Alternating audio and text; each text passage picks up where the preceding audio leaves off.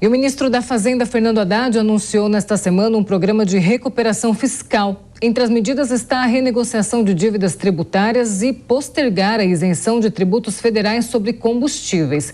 Sobre o assunto, conversamos agora com o economista da Associação Comercial de São Paulo, Ulisses Gamboa. Ulisses, uma ótima tarde a você. Obrigada pela participação. Boa tarde. Obrigado pelo convite. Ulisses, queria saber de você qual a sua opinião em relação a esse pacote para reduzir os rombos nas contas públicas, nessa medida aí que tem sido adotada, tem sido tanto falada por Fernando Haddad nessa última semana. Bem, sem dúvida é bastante meritório uma sinalização por parte do novo governo com a questão da responsabilidade fiscal. Então, o fato de haver uma preocupação e, de alguma forma, isso se concretizar em várias medidas, eu acho que é bem positivo. Agora, o 80%, digamos assim, do valor de recuperação aí, ou de redução do rombo fiscal, vem pelo lado da receita e muito pouco pelo lado da despesa. Isso é uma coisa a se notar. Com relação às medidas que tentam aumentar a receita, uma parte delas vai depender do desempenho da própria economia e dos preços. Então, é um pouco difícil saber ao certo prever o que vai acontecer em termos de valor. Tá? As outras medidas de aumento da receita, essa renegociação de dívidas, ela vai depender também do contribuinte, vai depender também da empresa, da pessoa física, se tem condições realmente de, nesse momento, renegociar e ter algum parcelamento de dívida. Então, eu acho, em linhas gerais, positivo, mas acho um tanto tímido pelo lado das despesas. Acho que faltou aí uma racionalização maior das despesas. Outro ponto a ser considerado é que são medidas que vão ter impacto unicamente em 2023. A ideia é reduzir exatamente o que você mencionou, o rombo fiscal, no ano de 2003. Não há nenhuma sinalização para 2024. E o que a gente ainda aguarda é algum tipo de regra fiscal que possa realmente tentar diminuir um pouco o crescimento das despesas, né? O problema é que as despesas crescem muito além da capacidade de arrecadação e isso gera endividamento público e gera outros efeitos negativos como a própria inflação. É justamente sobre isso que eu quero saber. Você acredita que esse rombo, essas despesas, elas podem ser equalizadas nesse ano de 2023, mas pode haver um rombo maior nos próximos anos? Vai depender do comportamento da economia, né, que é muito importante para você prever o que vai acontecer com as despesas. Então, a gente tem aí que ver qual é o cenário de crescimento econômico, né? Eu acho que é um pouco cedo ainda para arriscar alguma previsão, mas vai depender disso. O lado das despesas tem um componente econômico, mas também tem uma dinâmica política que também é difícil da gente prever, mas fundamentalmente nós precisamos de uma regra fiscal que substitua a regra do teto, para que justamente a gente aumente a previsibilidade, a gente aumente a capacidade de previsão desse cenário fiscal. Por que isso é importante? Só para explicar para todos entenderem. Porque o investidor, seja ele brasileiro, seja ele estrangeiro, e eu estou falando de investimento produtivo, né, aquele que gera emprego, aquele que o Brasil precisa, ele, evidentemente, quanto maior o risco fiscal, maior o risco de aumento de tributação, maior o risco de mudança de tarifa, de regras do jogo. Então, isso desanima os investimentos e isso prejudica o crescimento econômico. Então, a gente precisa ter, vamos aguardar, a gente realmente precisa ter a definição de qual vai ser a regra fiscal a partir de 2024.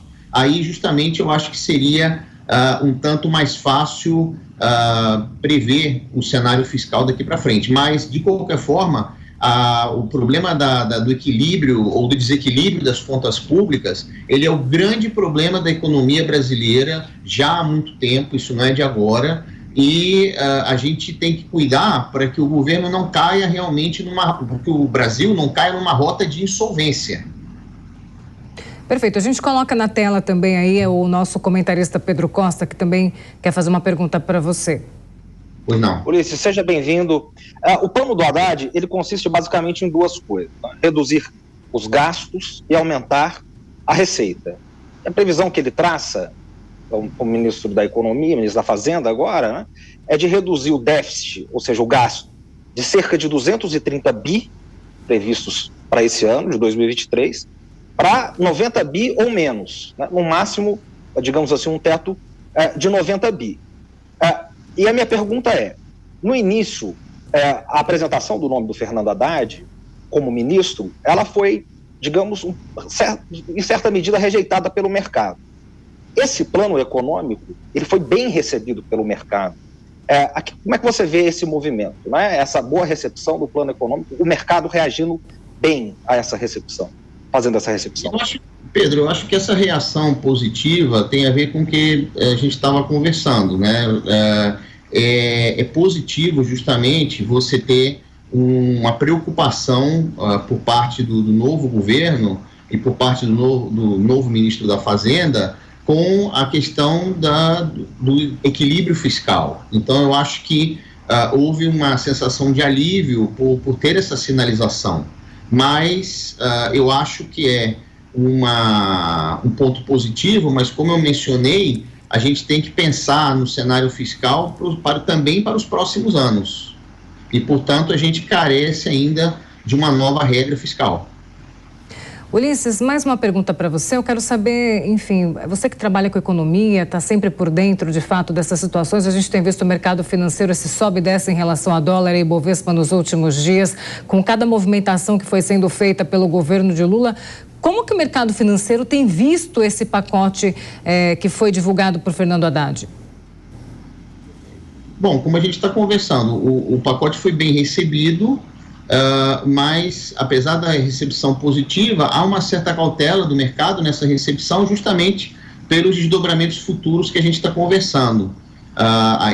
O mercado também aguarda a definição aí de uma regra fiscal, e como a gente estava conversando, porque isso é importante para aumentar a previsibilidade do cenário fiscal durante os próximos anos. Pedro Costa, sua pergunta.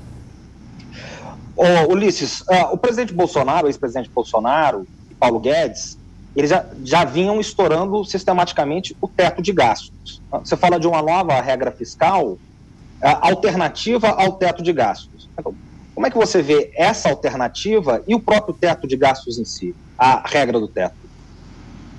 Olha, eu acho que é importante, né? Porque, como os economistas dizem, é uma âncora fiscal, né? É algo que era capaz, enfim, como você bem mencionou, houve aí digamos assim, um desrespeito a essa regra no final, mas a regra buscava limitar o crescimento do gasto público a nível federal, porque nós temos a lei de responsabilidade fiscal que de alguma forma limita o crescimento das despesas de estados e municípios, e sempre faltou essa regra ou esse limitador para o governo federal.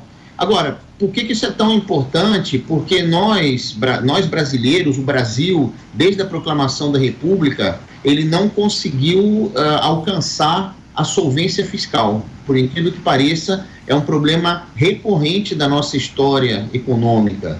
E na verdade, a gente está meio que repetindo, digamos assim, um filme já visto nesse sentido. Então, por isso eu mencionei aqui que o problema fiscal é o principal problema da economia brasileira, já é há muito tempo e acho que vai continuar sendo por um bom tempo.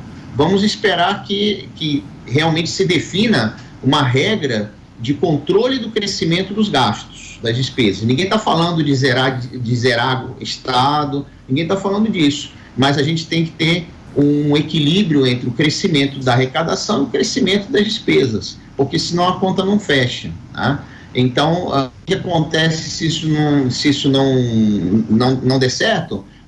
A gente vai ter um crescimento descontrolado da dívida pública, o que é preocupante, e isso pode também gerar necessidade de aumentos de arrecadação, sendo que a nossa carga tributária já é bastante alta. Então, assim, a gente precisa realmente, como sociedade, a gente precisa realmente alcançar esse equilíbrio, ou pelo menos uma compatibilização entre o crescimento de receitas e despesas públicas. Nós conversamos com o economista da Associação Comercial de São Paulo, Ulisses Gamboa. Ulisses, muito obrigada pela sua participação aqui no JP Domingo. Eu que agradeço. Bom domingo a todos. Até. Obrigado.